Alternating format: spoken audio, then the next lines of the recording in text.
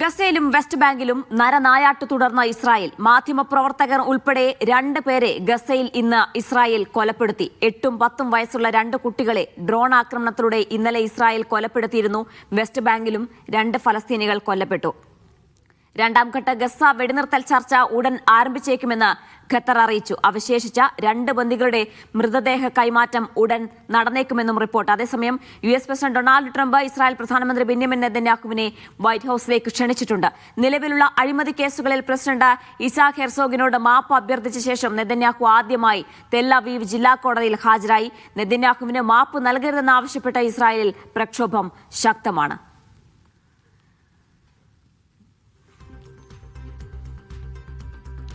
ദുബായിൽ നിന്ന് MCA നാസറും റിയാദിൽ നിന്ന് മിഷാൽ ചെർപ്പുളശ്ശേരിയും ചേരുന്നുണ്ട്. ആദ്യം നാസറിലേക്ക് പോവുകയാണ്. നാസർ, ഈ തുടക്കം മുതൽ തന്നെ വെടിനിർത്തൽ പ്രാബല്യത്തിൽ വന്നതിന് ശേഷവും ഇതുവരെ ഗസ ആക്രമിക്കാത്ത ഒരു ദിവസം പോലും ഉണ്ടായിട്ടില്ല എന്ന് വേണം കരുതാൻ. ഇപ്പോൾ കഴിഞ്ഞ ദിവസം 2 കുട്ടികളെ ആക്രമിക്കുന്നു, ഇന്ന് വീണ്ടും ആക്രമണം ശക്തമാക്കുന്നു, 2 മരണം സ്ഥിരീകരിക്കുന്നു.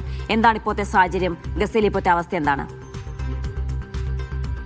ഇതിനകത്തിപ്പോൾ നടന്നിരിക്കുന്ന ഖാൻ യൂനിസിന് നേരെ നടന്ന ഡ്രോൺ ആക്രമണത്തിലാണ് ഫോട്ടോ ജേർണലിസ്റ്റ് ആയിട്ടുള്ള മഹ്മൂദ് വാദി കൊല്ലപ്പെട്ടിരിക്കുന്നത്. അറിയപ്പെടുന്ന ഒരു ഫോട്ടോ ജേർണലിസ്റ്റാണ്. അതോടൊപ്പം തന്നെ മറ്റൊരു മാധ്യമ പ്രവർത്തകന് ഈ ഡ്രോൺ ആക്രമണത്തിൽ ഗുരുതരമായിട്ടുള്ള പരിക്കേറ്റിട്ടുണ്ട്. നമുക്ക് നേരത്തെയൊക്കെ റിപ്പോർട്ട് ചെയ്തതുപോലെ തന്നെ 250-ലേറെ മാധ്യമ പ്രവർത്തകരാണ് പിന്നിട്ട് 2 വർഷത്തെ വളരെ ആസൂത്രിതമായിട്ടുള്ള ഇസ്രായേലിന്റെ ക്രൂരതയിലൂടെ ഇല്ലാതായിരിക്കുന്നത്. ഇപ്പോൾ പോലും ഈ മാധ്യമ പ്രവർത്തകർക്ക്, മാധ്യമ സ്ഥാപനങ്ങൾക്ക് നേരെ അതിശക്തമായിട്ടുള്ള ആക്രമണങ്ങൾ തുടരുന്നതിന്റെ സൂചന കൂടിയാണ് ഗസയിൽ നിന്നും ലഭ്യമാവുന്നത്. അതോടൊപ്പം തന്നെയാണ് വെസ്റ്റ് ബാങ്കിലെ റാമല്ലയിലും ഹെബ്രോണിലും നടന്ന ആക്രമണങ്ങളിലാണ് 2 ഫലസ്തീനികളെ കൂടി ഇസ്രായേൽ സേന വധിച്ചിരിക്കുന്നത്. അതോടൊപ്പം തന്നെ റാമല്ലയിൽ ഇസ്രായേലിനെതിരെ ഫലസ്തീൻ പോരാളി നടത്തിയ ആക്രമണത്തിൽ 2 സൈനികർക്ക് പരിക്കേറ്റതായിട്ടുള്ള റിപ്പോർട്ടുകൾ കൂടി പുറത്തു വരുന്നുണ്ട്. സ്ഥിതിഗതികൾ ഈ അർത്ഥത്തിൽ തന്നെയാണ് മുന്നോട്ട് പോകുന്നത്. അതോടൊപ്പം തന്നെ ഹമാസിന്റെ ഏറ്റവും അവസാനം വന്നിരിക്കുന്ന പ്രസ്താവനയിൽ വ്യക്തമാക്കുന്നത് ഗസയിലേക്കുള്ള സഹായ വസ്തുക്കൾ വളരെ പരിമിതപ്പെട്ട തോതിൽ മാത്രമാണ് ഇപ്പോൾ പോലും ഇസ്രായേൽ നൽകുന്നത്. കാരണം കൂടുതൽ വസ്തുക്കളും മരുന്നും വെള്ളവും അതോടൊപ്പം തന്നെ അടിസ്ഥാന സൗകര്യങ്ങളും എത്തിക്കണമെന്നൊക്കെ കരാറിലുണ്ടായിരുന്നുവെങ്കിൽ പോലും ഇതുവരെ അത് നടപ്പായിട്ടില്ല. നിലവിലുള്ള സാഹചര്യത്തിൽ ആശുപത്രികളിൽ മരുന്നിന്റെ ലഭ്യതക്കുറവ് വലിയ തോതിൽ തന്നെ പ്രയാസം നേരിടുന്നുണ്ട്. അതോടൊപ്പം തന്നെ ഭക്ഷ്യവസ്തുക്കളും ആവശ്യമായ വിധത്തിൽ ഗസയിലേക്ക് എത്തുന്നില്ല. ഏറ്റവും പ്രധാനമായിട്ടുള്ള തടസ്സമായിട്ട് ഇപ്പോൾ ഗസയിലെ ഫലസ്തീനികൾ നേരിടുന്നത് താൽക്കാലിക വസതികളുടെ അഭാവമാണ്. കാരണം വളരെ പ്രതികൂലമാണ് കാലാവസ്ഥ, അതിശൈത്യം നിലനിൽക്കുന്ന ഒരു സാഹചര്യമുണ്ട്. അതുകൊണ്ട് തന്നെ ഏറ്റവും പെട്ടെന്ന് താൽക്കാലികമായിട്ടുള്ള ടെന്റുകളും മറ്റു ഉപകരണങ്ങളും എത്തിക്കണമെന്ന് കരാറിൽ വ്യവസ്ഥ ചെയ്തിരുന്നു. പക്ഷെ അതുമായി ബന്ധപ്പെട്ട നടപടിക്രമങ്ങൾ ഒന്നും ഇസ്രായേൽ ഇനിയും അംഗീകരിച്ചിട്ടില്ല. അത്തരമൊരു ഘട്ടത്തിലാണിപ്പോൾ ഇന്ന് ഖത്തറിന്റെ ഒരു പ്രതികരണം വന്നിരിക്കുന്നത്. ഉടൻ തന്നെ ഈ ഗസ വെടിനിർത്തലിന്റെ 2ാം ഘട്ടത്തിലേക്ക് കടക്കുന്നതിന്റെ കൃത്യമായിട്ടുള്ള വിവരങ്ങൾ വളരെ ഉടൻ തന്നെ ഉണ്ടാകുമെന്ന റിപ്പോർട്ടാണ് ഖത്തറിലെ വിദേശകാര്യ മന്ത്രാലയ വക്താവ് അറിയിച്ചിരിക്കുന്നത്.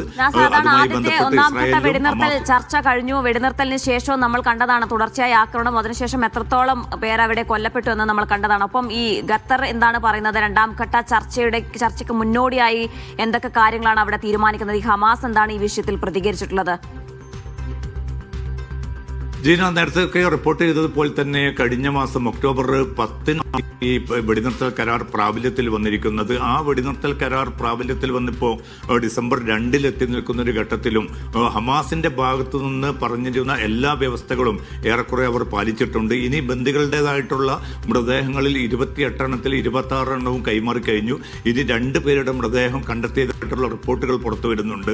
ആ മൃതദേഹവും വൈകാതെ തന്നെ ഒരുപക്ഷെ ഇന്നോ നാളെയോ ആയിട്ട് ആ മൃതദേഹവും കൈമാറുമെന്ന സൂചനയാണ് ഇന്ന് ഇസ്രായേൽ പ്രധാനമന്ത്രി നെതന്യാഹു പോലും കാരണം തങ്ങളുടേതായിട്ടുള്ള ഈ വെടിനിർത്തൽ കരാറിന്റെ ഭാഗമായിട്ട് പറഞ്ഞ ബന്ദികളുടെ കൈമാറ്റവും ബന്ദികളുടെ മൃതദേഹങ്ങളുടെ കൈമാറ്റവും ഏറെക്കുറെ പൂർണ്ണമായിട്ടുള്ള തോതിൽ നടപ്പാക്കി. പക്ഷെ അതേസമയം റഫ അതിർത്തി തുറക്കുക, ഗസയിലേക്ക് കൂടുതൽ സഹായ വസ്തുക്കൾ എത്തിക്കുക, നിത്യം 600 ട്രക്കുകളെങ്കിലും ഗസയിലേക്ക് അനുവദിക്കുക എന്നത് ഉൾപ്പെടെയുള്ള ഈ വ്യവസ്ഥയിൽ പറഞ്ഞ കരാറുകൾ ഒന്നും തന്നെ പാലിക്കാൻ ഇസ്രായേൽ തയ്യാറായിട്ടില്ല. അത് മാത്രമല്ല ഈ പിന്നിട്ട 40 ദിവസത്തിലധികം ദിവസത്തിലധികം നീളുന്ന ഈ വെടിനിർത്തൽ കാലയളവിൽ 500-ലധികം വെടിനിർത്തൽ ലംഘനങ്ങളാണ് ഇസ്രായേൽ നടത്തിയത്. അതിലൂടെ 360-ലധികം പേർ കൊല്ലപ്പെടുന്ന ഒരു സാഹചര്യമുണ്ടായി. 1000-ഓളം പേർക്ക് പരിക്കേൽക്കുന്ന ഒരു സാഹചര്യമുണ്ടായി. ഇതൊക്കെയും വെടിനിർത്തൽ ലംഘനം എന്നത് ഒരു സ്വാഭാവികമായിട്ടുള്ള പ്രക്രിയയായിട്ട് ഇസ്രായേൽ മുന്നോട്ട് കൊണ്ടുപോകുമ്പോൾ അക്കാര്യത്തിൽ വളരെ കൃത്യമായിട്ടുള്ള ചില ഉറപ്പുകൾ തങ്ങൾക്ക് ലഭ്യമാകേണ്ടതുണ്ട്. ഭക്ഷ്യവസ്തുക്കൾ എത്തിക്കുന്ന കാര്യത്തിൽ, അതോടൊപ്പം തന്നെ സഹായം ലഭ്യമാക്കുന്ന കാര്യത്തിൽ, യുദ്ധാനന്തര ഗസയുടെ ഭരണ സംവിധാനത്തിന്റെ കാര്യത്തിൽ, യുദ്ധാനന്തര ഗസയുടെ സുരക്ഷയുടെ കാര്യത്തിലൊക്കെയും കൃത്യമായിട്ടുള്ള ഉറപ്പുകൾ വേണമെന്നാണ് കെയ്റോയിൽ സമാപിച്ച ചർച്ചയിൽ ഹമാസ് നേതൃത്വം മധ്യസ്ഥ രാജ്യങ്ങളെ തുർക്കിയെയും ഈജിപ്തിനെയും ഖത്തറിനെയും അറിയിച്ചിരിക്കുന്നത്. അക്കാര്യം അവർ അമേരിക്കൻ നേതൃത്വത്തെ അറിയിച്ചിട്ടുണ്ട്. അമേരിക്കൻ ഉദ്യോഗസ്ഥർ ഇസ്രായേലുമായിട്ട് ഇതുമായി ബന്ധപ്പെട്ട ചർച്ചകൾ തുടരുകയാണ്. എന്തായാലും വൈറ്റ് ഹൗസിലേക്ക് നെതന്യാഹു പോകുന്നൊരു ഘട്ടത്തിൽ ഇതിൽ പ്രധാനമായിട്ടും 2 കാര്യങ്ങൾക്കാണ് നെതന്യാഹുവിനെ വൈറ്റ് ഹൗസിലേക്ക് വിളിച്ചു വരുത്തിയിരിക്കുന്നത്. ഒന്ന്, അഴിമതി കേസുകളുമായി ബന്ധപ്പെട്ട് അദ്ദേഹം ഇപ്പോൾ മാപ്പ് അഭ്യർത്ഥിച്ചുകൊണ്ട് പ്രസിഡന്റിന് കത്ത് നൽകിയിട്ടുണ്ട്. അതുമായി ബന്ധപ്പെട്ട അമേരിക്കൻ പ്രസിഡന്റിന്റെ ഇടപെടൽ അദ്ദേഹം തേടിയിട്ടുണ്ട്. ഇതുമായി ബന്ധപ്പെട്ട കാര്യങ്ങൾ ചർച്ച ചെയ്യുന്നതിനാണ് നെതന്യാഹുവിനെ വൈറ്റ് ഹൗസിലേക്ക് ക്ഷണിച്ചിരിക്കുന്നത്. അതോടൊപ്പം തന്നെ ഈ വെടിനിർത്തൽ കരാർ ഒരു നിലക്കും ലംഘിക്കപ്പെടുന്ന, അല്ലെങ്കിൽ ഈ വെടിനിർത്തൽ കരാറിന്റെ തുടർ നീക്കങ്ങൾ വളരെ പെട്ടെന്ന് തന്നെ വേണമെന്നുകൂടി ട്രംപ് നിർദ്ദേശിച്ചതായിട്ടുള്ള റിപ്പോർട്ടുകൾ പുറത്തുവരുന്നുണ്ട്. ആ